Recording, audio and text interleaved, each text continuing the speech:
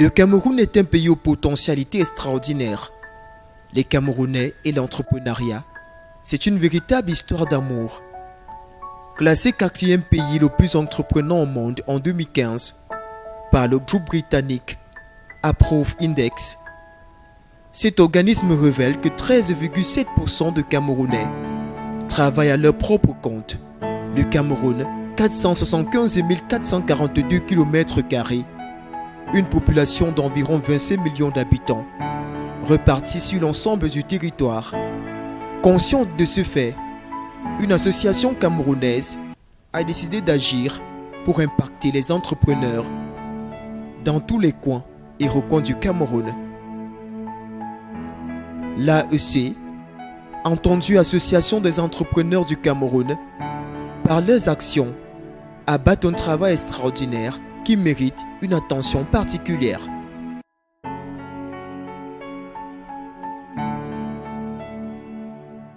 Eyenga Simplice est le secrétaire de l'Association des entrepreneurs camerounais, promoteur de NBC, qui est une structure de coworking. Originaire du Sud Cameroun et passionné par l'entrepreneuriat. C'est depuis son bas âge qu'il nourrit l'idée d'être entrepreneur, car le monde salarial n'était pas dans ses pensées.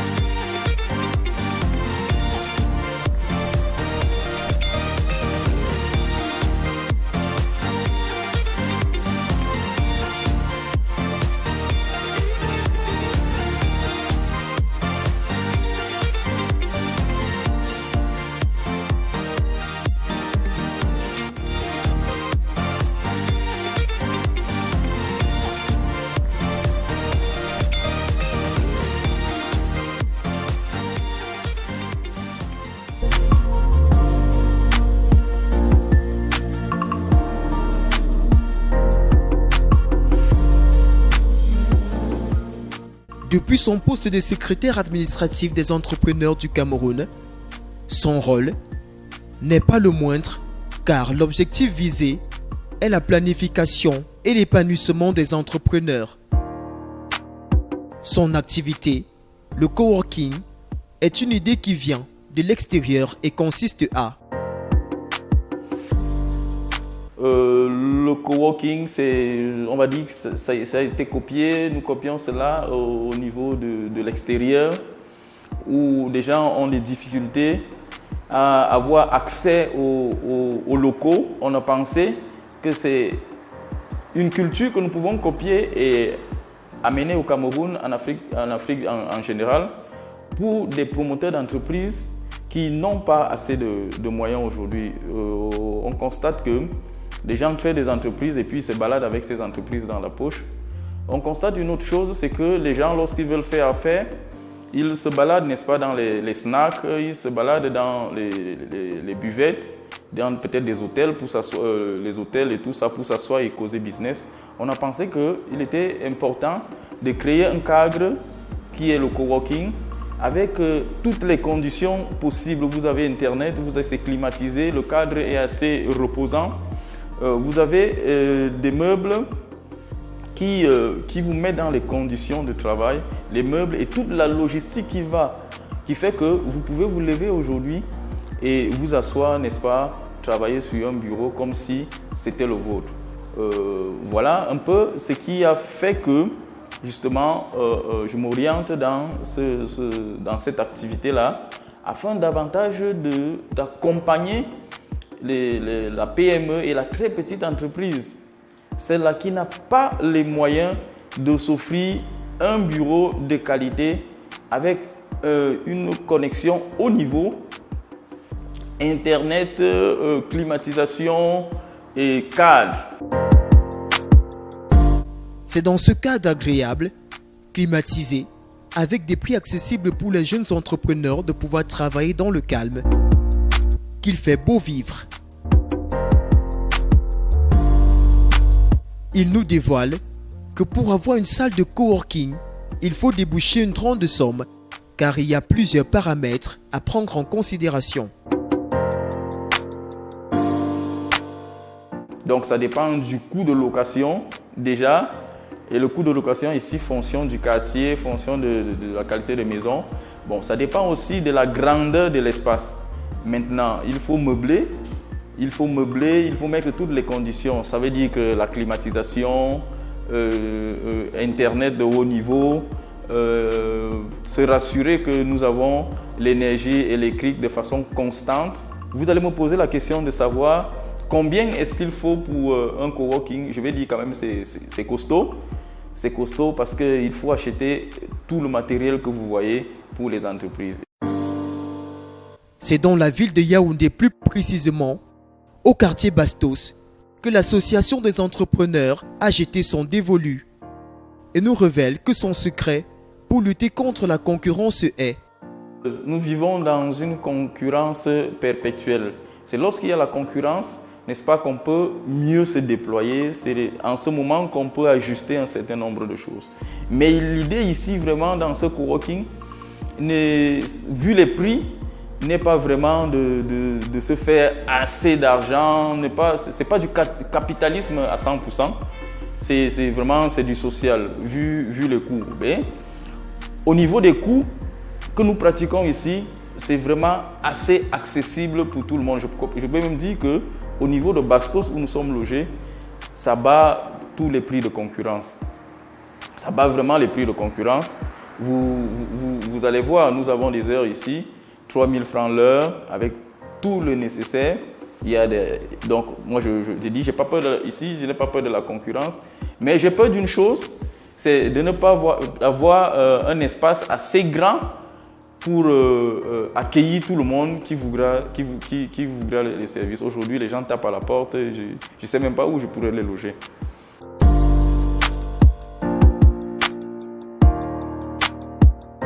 L'objectif visé pour le coworking était d'épanouir les jeunes entrepreneurs camerounais qui n'avaient pas de local.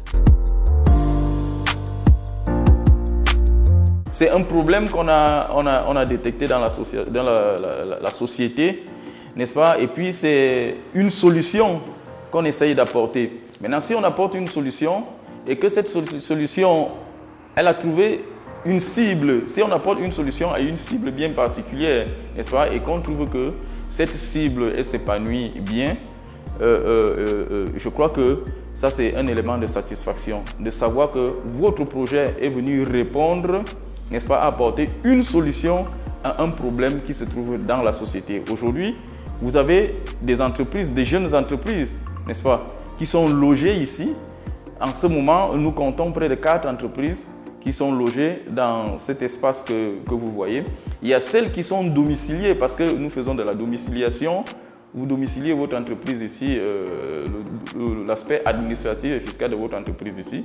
Vous la domiciliez et puis vous partez. Donc voilà un peu, vous savez. Et puis, ça fait qu'il y a de plus en plus de personnes qui sollicitent.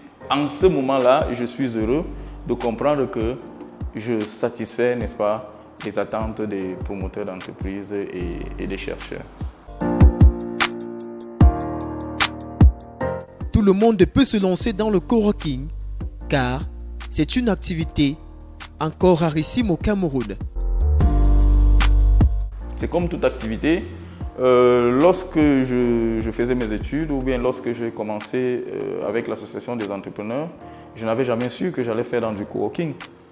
Donc après, c'est arrivé comme ça. Lorsque ça arrive, après on cherche à se mettre à niveau.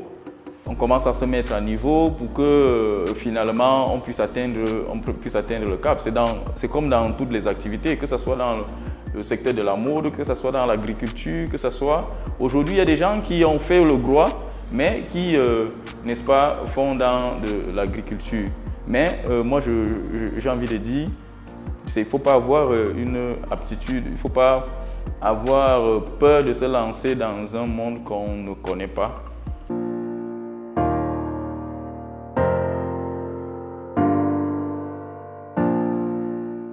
Monsieur Yenga conseille aux jeunes entrepreneurs camerounais de savoir faire des économies. Lorsqu'on fait une activité, vous savez, on doit pouvoir vivre de son activité, n'est-ce pas? Parce que si après on ne vit pas de son activité, on va fermer. C'est pour ça que si je voulais faire du sacerdoce, si je voulais mettre à disposition, je crois qu'on n'allait pas mettre les prix. Mais il faut naturellement que l'homme vive de son activité. Et puis, tous les clients qui viennent doivent comprendre que l'homme doit vivre de son activité. C'est ainsi qu'une partie, lorsque les ventes sont faites, il y a une partie que nous remettons dans, parce que c'est quand même une équipe, ça entre encore pour l'investissement, pour augmenter le matériel par exemple qu'il nous faut. Il y a des salles par exemple qui ne sont pas encore totalement équipées et que nous continuons d'équiper progressivement. Mais de l'autre côté, nous devons vivre. La maison doit payer la maison, n'est-ce pas, doit payer les factures de location, les factures d'internet, les factures d'électricité, les factures d'eau et tout le matériel. Il y a un matériel qui s'amortit. C'est pour cela qu'il faut donc faire des économies, n'est-ce pas, pour qu'à terme on continue d'offrir ces services aux citoyens. Pour lui, la formation n'est pas très nécessaire, mais avoir une idée porteur pour un projet. Bon, pour toute activité, moi je pense qu'il ne faut pas nécessairement une formation. C'est juste qu'il faut voir la capacité à détecter un problème. Et maintenant, il faut savoir quelle est sa capacité personnelle maintenant. Est-ce que ce problème que j'ai détecté, si je veux apporter une solution, est-ce que je suis au niveau de porter ce projet? Si je ne suis pas au niveau de porter ce projet, il y a donc des structures d'accompagnement qui existent. Comme par exemple, je vais remettre la casquette de l'Association des entrepreneurs du Cameroun. Vous arrivez à l'Association des entrepreneurs du Cameroun, vous avez un projet, vous avez une idée. Même si vous avez une idée, nous allons vous accompagner, n'est-ce pas, pour que vous partez de l'idée au projet, du projet à l'entreprise. Ça veut dire que, j'ai envie de dire là que on ne doit pas avoir peur de se lancer dans une activité parce qu'on ne connaît pas, mais que lorsqu'on a déjà un projet dans le sens, on commence à se cultiver pour être au niveau de l'activité qu'on veut lancer. Comme difficulté, il nous avoue qu'ils sont énormes et ralentit le rythme de travail. Je vais d'abord partir de la première difficulté et celle de l'électricité. Vous savez, au Cameroun, l'électricité n'est pas stable. L'électricité n'est pas stable et imaginez, pendant que les gens sont en train de travailler, on suspend l'électricité. Si on a suspendu l'électricité, ça veut dire qu'Internet va s'arrêter. En fait, ça veut dire que le travail va s'arrêter. Et du coup, tout ce qu'on offre comme service supplémentaire n'a plus de valeur. Et voilà, les clients vont partir. Il définit l'entrepreneuriat comme la création de richesses qui joue un rôle important. L'entrepreneuriat peut-il aider un pays à se développer? Ça, je crois que si on doit poser cette question, ça veut dire qu'après on ne sait pas la réalité. Parce que c'est le gouvernement, vous voyez, le gouvernement, la fonction publique, c'est juste de la consommation. La fonction publique consomme uniquement. La fonction publique ne crée pas la richesse. Elle ne crée pas la richesse. Les créateurs de richesse, c'est le secteur privé, c'est l'entrepreneuriat. C'est l'entrepreneuriat qui crée des biens économiques, c'est l'entrepreneuriat qui développe, c'est l'entrepreneuriat qui recrute même davantage.